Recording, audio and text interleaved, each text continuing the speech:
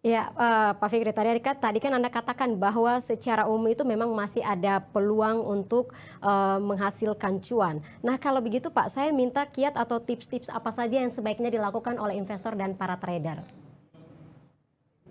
Kalau dari saya sendiri ya, pertama tentunya tahu dulu ini emitennya emiten apa. Dan artian bahwa kita juga harus cari tahu dulu bisnis emitennya seperti apa. Keterkaitan bisnis tersebut dengan laporan keuangan ataupun mungkin terkait dengan fundamental perusahaannya akan seperti apa. Kalau kita misal cara pada saat ini ada Trump tarif, saya tentunya berharap bahwa emiten-emiten yang terkait dengan ekspor ke US mungkin agak sedikit dihindari pada saat ini karena ada kekhawatiran terkait dengan tekanan dari sisi penjualan nanti. Begitu juga dengan kalau kita melihat bahwa ekonomi Indonesia sangat dipang oleh kondisi ekonomi dalam negeri ataupun demand dari masyarakat, tentunya kita masih melihat bahwa emiten-emiten yang terkait dengan sektor consumer di dalam negeri masih akan sangat positif. Sehingga saya masih melihat bahwa bisnis akan jadi kunci utama atau mengetahui bisnis dari emiten adalah kunci dari hal fundamental yang harus kita kuasai. Kedua, kita juga harus melihat dari corporate action yang akan dilakukan oleh perusahaan. Bagaimanapun berbagai corporate action tentunya akan membuat histori tersendiri bagi si emiten.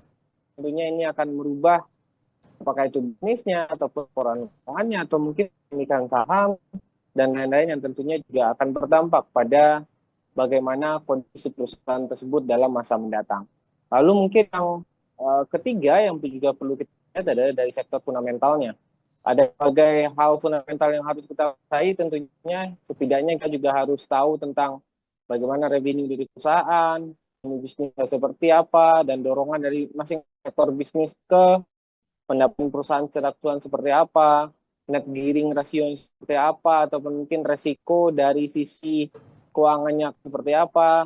Lalu yang tentunya yang sangat menarik juga kita harus tahu profit perusahaan berasal dari mana. Apa yang bisa mendorong lebih lanjut terkait dengan profit perusahaan yang akan lebih baik. Di samping tentunya ya kalau kita pegang saham ya kita juga harus tahu ini dividen yield-nya seperti apa.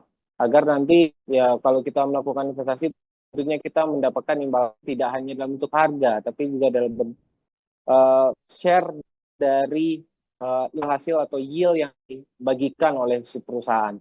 Jadi secara keseluruhan saya masih bisa melihat bahwa tiga faktor tersebut akan jadi penentu. Di samping kalau saya juga merupakan seorang investor atau trader yang memanfaatkan momentum, tentunya teknikal juga perlu dikuasai ya Mbak Maria ya. Ada berbagai kata teknikal yang bisa dilakukan, baik dari moving average, relative strength index, ataupun yang lain, dan tentunya kondisi tersebut jika semuanya bisa kita pahami atau kita kuasai akan lebih baik, tapi setidaknya satu atau dua dari kalau kita jadi investor setidaknya kita harus menguasai satu atau dua minimal dari empat hal yang mungkin perlu kita kuasai tersebut Mbak Maria.